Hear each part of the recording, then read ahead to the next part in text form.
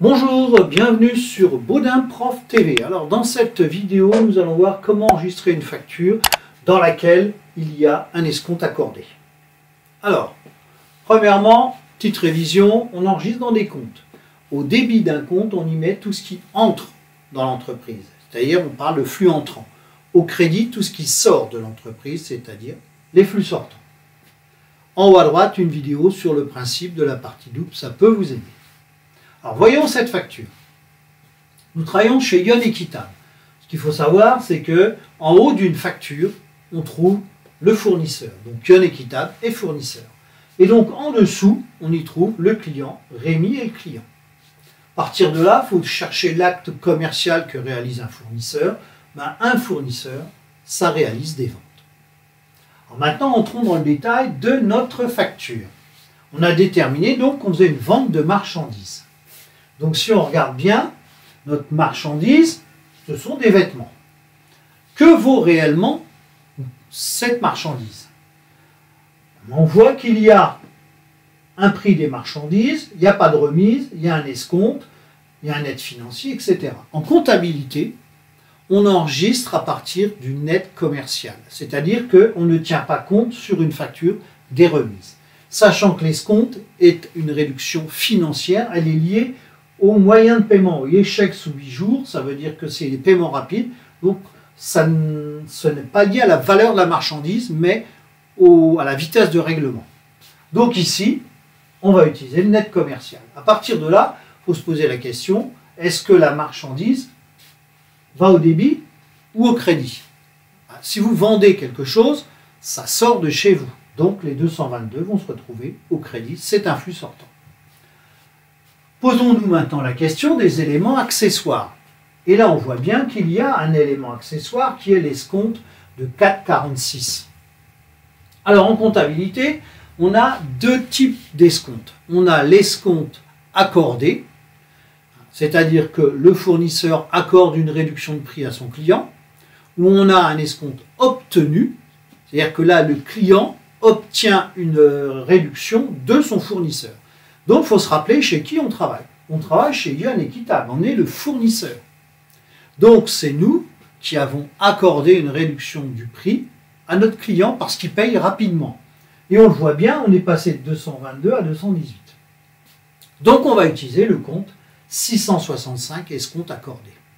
Et là, c'est intéressant parce que, regardez, si je reviens en arrière, on est sur des comptes de la classe 7, des comptes de produits, de crédit, et là, on est sur un compte de la classe 6, un compte de charge. Ben oui, les 4,46 €, c'est une charge pour l'entreprise, parce que c'est de l'argent qu'on n'aura pas.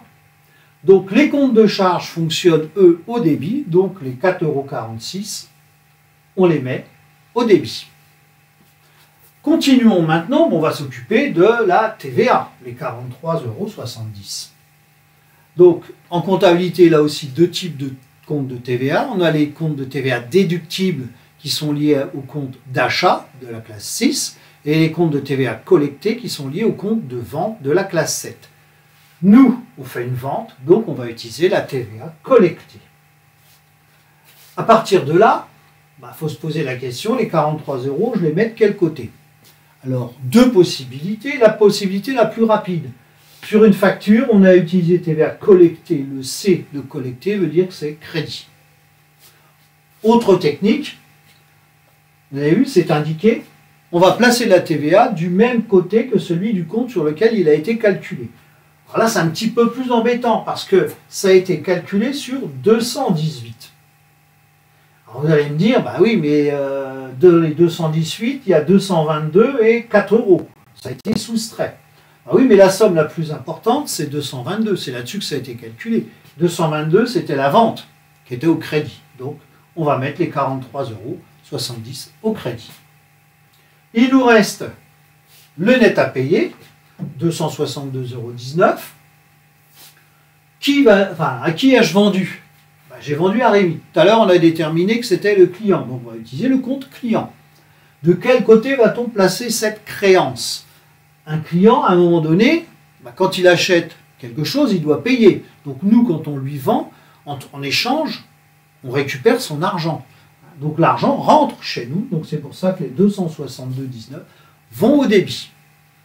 Qu'est-ce que cela donne dans les comptes en T? On y voit bien ici nos deux comptes de débit, client et escompte, et les deux comptes de crédit, vente et TVA collectée. Et c'est vrai que pour vérifier la partie double, débit égale crédit, ce n'est pas très visuel. Alors, rassurez-vous, en comptabilité, on enregistre généralement dans un logiciel et dans un journal. Donc, journal de vente, de juin, on y remet la date, le numéro de pièce, le client, et on y place 411 au débit, 665 au débit, 707 au crédit et TVA collectée au crédit. Ce qui est important, c'est que le logiciel va totaliser au fur et à mesure. Et là, on voit bien qu'on a débit égale crédit, donc la partie double est respectée, l'écriture est équilibrée. Voilà, j'en ai terminé avec cette vidéo, et donc si ça vous a plu, n'hésitez pas à liker ma chaîne, à la partager et à vous y abonner. Merci, au revoir.